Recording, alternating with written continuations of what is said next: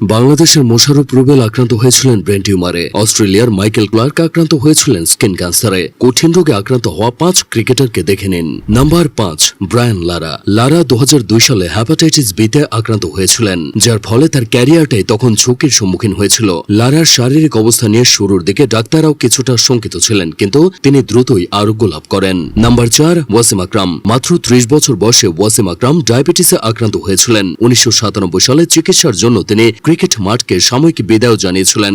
এরপর ডাক্তারদের পরামর্শে স্বাভাবিক জীবনযাপনে ফেরার পর আবারও বল হাতে তুলে নিয়েছিলেন। Number 3, Michael Atherton. সাবেক এই ইংলিশ ওপেনার অ্যাঙ্কিলোসিং স্পন্ডিলাইটিস নামক এক মারাত্মক অসুখে পড়েছিলেন। এই অসুখ নিয়ে তিনি বছরের পর বছর ক্রিকেট খেলেছিলেন।